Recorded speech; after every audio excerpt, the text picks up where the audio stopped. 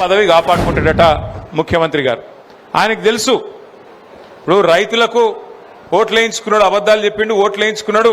ఇక 5 ఏళ్ళు ఆ సీట్లో కూర్చోవాలంటే ఏం చేయాలి? మరి ఏం చేయాలంటే రాహుల్ గాంధీ గారికి సామంతరాజు లెక్క ఢిల్లీ గద్దెకు కప్పం కడతా ఉండాలి. మరి ఆ కప్పం కట్టాలంటే ఏం చేయాలి? పేదవాళ్ళ భూములు గుంజుకోవాలి.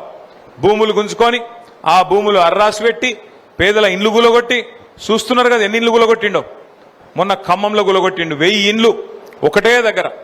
12 ఏళ్ల కిందట పైసా పైసా కూడబెట్టి గరీబోళ్ళు కట్టుకుంటే వాళ్లకు శత్రుదేశం మీదకి దండయాత్రకు పోయినట్టు 1000 మంది పోలీసోళ్ళు, 3000 మంది పోలీసోళ్ళు తెల్లారి 3 గొట్టంగా పోయి ఆ మొత్తం ఇండ్లను నేలమట్టం చేసి ఒక బాంబు పడితే కదా ఎట్లయితే మొత్తం ఎక్కడికెక్కడ ఛిద్రమైపోతుందో శిథిలమైపోతుందో, ఖమ్మం పక్కన ఉండే వెలుగుమట్ల అనే ప్రాంతంలో ఆ పరిస్థితుల్లో చిన్నాభిన్నం చేసి పేదల జీవితాల్ని రోడ్డున బాడేసింది కాంగ్రెస్ ప్రభుత్వం. ఒక ఖమ్మంలోనే కాదు, మహబూబ్ నగర్ పట్టణంలో అక్కడ మరి దివ్యాంగులు, వికలాంగులు పాపం వాళ్ళు పెద్ద ఎత్తున వాళ్ళందరూ కలిసి కాలు చక్కగా లేనోళ్ళు, చేయి చక్కగా లేనోళ్ళు, కళ్ళు కనబడనోళ్ళు, చెవులు వినబడనోళ్ళు అందరు కలిసి వాళ్ళు కొన్ని ఇండ్లు కట్టుకుంటే 150-200 ఇండ్లు కట్టుకుంటే వాటిని కూడా కొలగొట్టిండు రేవంత్ రెడ్డి గారు. ఇంకా నిన్న ఇవాళ శుద్ధులు చెప్తున్నాడు, నేను చూసిన ఏదో బఫర్లో ఉండద్దు, ఇండ్లో ఉండద్దు, అండ్లో ఉండద్దు, ఉంటే ఊకోను అని పెద్ద పెద్ద మాటలు చెప్తున్నాడు రేవంత్ రెడ్డి. ఒక్క మాట దయచేసి మీరు ఆలోచన చేయాలని చెప్పి నేను కోరుతున్నా. మీరు దయచేసి జాగ్రత్తగా ఆలోచన చేయాలని నేను కోరుతున్నా. ఇవాళ రేవంత్ రెడ్డి గారి సొంత ఇల్లు ఆయన నియోజకవర్గం కొడంగల్లో కోస్గి అనే ఊర్లో ఆయన ఇల్లు కట్టుకున్నాడు. ఆ కోస్గి అనే ఊళ్ళే ఆయన ఇల్లు ఎక్కడుందో ఎరికేనా మీకు? ఆయన ఇల్లు ఉన్నది రెడ్డికుంట అనే జాగాలు ఉన్నది.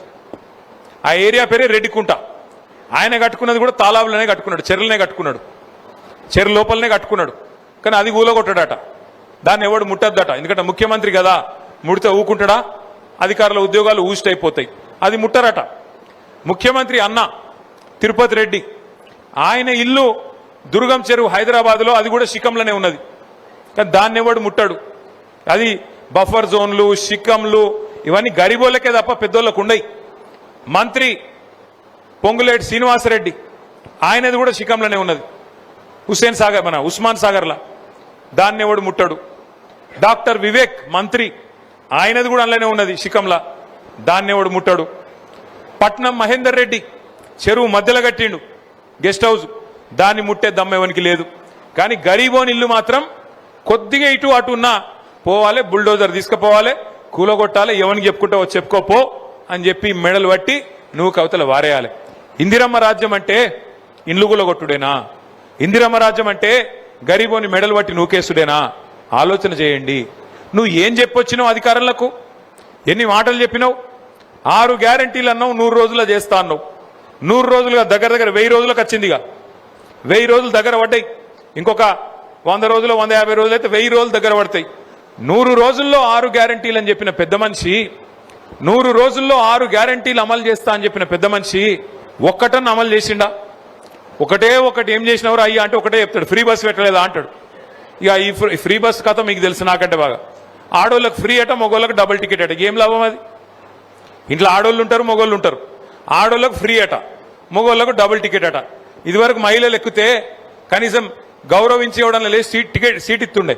ఇప్పుడు ఉన్నది ఆ పరిస్థితి. ఆ ఉన్న సీట్ల కోసమే కొట్లాడుకునుడు, గుద్దుకునుడు, గా పరిస్థితి వచ్చింది ఫ్రీ బస్సు స్కీమ్తోని. ఫ్రీ బస్సుకు మేము వ్యతిరేకం కాదు, కానీ ఈ రకంగా ప్రజలను మోసం చేసి ఎన్ని మాటలు చెప్పి ఇలా అధికారంలోకి వచ్చిన తర్వాత ఓడ మీద ఉన్నప్పుడు ఓడమల్లన్న, ఒడ్డుకెక్కినాక బోడమల్లన్న అన్నట్టు మొత్తం రాష్ట్రంలోని అన్ని వర్గాల ప్రజలకు శటగోపం పెట్టి, పంగనామాలు పెట్టి మోసం చేసి ఇవాళ ముఖ్యమంత్రి రేవంత్ రెడ్డి ఆయన ప్రభుత్వం ఇష్టారీతిన వ్యవహారం చేస్తూ ఉన్నది. రైతులకు చెప్పిండు, ఆ రోజు అధికారంలో ఉన్నప్పుడు ఏం చెప్పిండు? 3వ పంటకు కూడా రైతు బంద్ వేయాలి అన్నాడు. సంవత్సరంలో 2 పంటలు కాదు 3 పంటలు పండించేటోళ్ళు కూడా ఉంటారు, మరి 3వ పంటకు ఏవా కేసీఆర్ అని చెప్పి పెద్ద డైలాగులు కొట్టిండు రేవంత్ రెడ్డి. ఇలా 3వ పంటకు కాదు, 3వ నెల వచ్చినా నాట్లేసినాక 3వ నెల వచ్చినా ఇంతవరకు కనీసం రైతు బంద్ వేయలేని ముఖం లేనోడు ముఖ్యమంత్రి 3వ పంటకు కూడా వేయాలని చెప్పి ఆపోజిషన్లు ఉన్నప్పుడు అడ్డం పొడుగు మాట్లాడిండు. యాద్ తెచ్చుకోండి మీరేం మాట్లాడిండు. నవంబర్లో తీసుకుంటే 10,000 వస్తుంది, డిసెంబర్లో మేము రాగానే తీసుకుంటే 15,000 ఇస్తా, నేను అధికారంలోకి ఎక్కిన మరుక్షణమే 15,000 రూపాయలు మీకు ఇస్తా అని చెప్పిండు. రాహుల్ గాంధీ తోడన్నాడు, సోనియమ్మ మీద ఒట్టన్నాడు, చచ్చిపోయిన ఇందిరాగాంధీ తోడన్నాడు, అందరి మీద ఓట్లు పెట్టుకున్నాడు, డబ్బల ఓట్లు వేయించుకున్నాడు. తర్వాత ఇంతవరకు పత్తా లేడు. కేసీఆర్ ఆడపిల్ల పెళ్లికి ₹1,00,000 ఇస్తే కళ్యాణ లక్ష్మి అనే కార్యక్రమం కింద నేను దాని మీదికెళ్ళి తులం బంగారం ఇస్తా అన్నాడు. మీదికెళ్ళి 1,00,000 మీదికెళ్ళి తులం బంగారం ఇస్తా అన్నాడు. ఇలా ఎంత అయింది? 1,00,000 తులం బంగారం ఎంత అయింది ఇప్పుడు? 1,66,000. 1,66,000. నేను అప్పుడే చెప్పిన సిరిసిల్ల వేములవాడలో వీళ్ళు బంగారం ఇచ్చేటోళ్ళు కాదు, మెడల పుస్తల తాడు కూడా ఎత్తుకపోయే దొంగలు వీళ్ళు, నమ్మకుని ఏం చెప్పిన. సరే మనోళ్ళు సిరిసిల్లోళ్ళు నన్ను నమ్మిండ్రు, వేములవాడోళ్ళు కాంగ్రెస్ నమ్మిరు.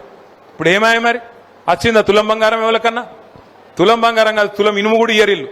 ఉన్నాయి ఎత్తుకపోతారు తప్ప ఇచ్చే రకం కాదు. రైతులకు బోనస్ ఇస్తా అన్నాడు. బోనస్ పంటకు 500 బోనస్ అన్నాడు. పడ్డాయా బోనస్? బోనస్ లేదు, రుణమాఫీ లేదు, ఇంకా సిగ్గు కూడా లేదు వీళ్ళకు, కాంగ్రెస్ వాళ్ళకు. నిన్న చెప్తుండు ముఖ్యమంత్రి, నేను రుణమాఫీ చేసినా అనుకుంటున్నా, నేను రైతు బంద్ వేసినా అనుకుంటున్నా, వేసినో లేదో నాకు తెలియదు, పడ్డదో లేదో నాకు తెలియదు.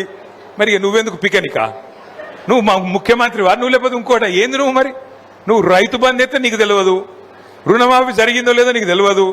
హైదరాబాద్లో దోమలు బాగా పెరిగిపోయినాయి, మున్సిపల్ మంత్రి కూడా నువ్వే కదా. దోమలు పెరిగితే ఆటోలలో చెత్త తీస్తలేరని ముఖ్యమంత్రి బాధ చెప్పుకుంటుండు మైకులా. ముఖ్యమంత్రి నువ్వు గట్లా మాట్లాడొచ్చునా? ఏం మాటలు అవి? ఒక్కటన్నా సక్కని మాట ఉన్నదా? నీ నోట్లకెళ్ళి వచ్చే ఒక్క మాటకు విలువ ఉన్నదా? గరీబోళ్ళ ఇండ్ల మీద వాడి కూలగొట్టుడే కాకుండా నిన్న చెప్తున్నాడు ముఖ్యమంత్రి, నేను ఈ చెర్ల ఉన్న ఈ చెర్ల పొంట ఉన్న కొన్ని బిల్డింగ్లను బ్లాక్ చేసిన, వాటికి రిజిస్ట్రేషన్లు బంద్ చేయించిన, వాటికి ఇప్పుడు వాల్యూ 0 ఉన్నది, 0 వాల్యూ అయిపోయింది అది అని మాట్లాడుతుండు. ముఖ్యమంత్రి గారు ఒకటి గుర్తుపెట్టుకోండి, 0 వాల్యూ అయ్యింది ఆ బిల్డింగ్లకు అపార్ట్మెంట్లకు కాదు, 0 వాల్యూ అయ్యింది ముఖ్యమంత్రి మాటకు, నీ ముఖానికి 0 వాల్యూ ఇవాళ ఈ రాష్ట్రంలో ఉన్నది. నిన్నెవడు నమ్ముతలేడు. ఇవాళ ఈ రాష్ట్రంలో ఒక్క మనిషి కూడా నిన్ను నమ్ముతలేడు.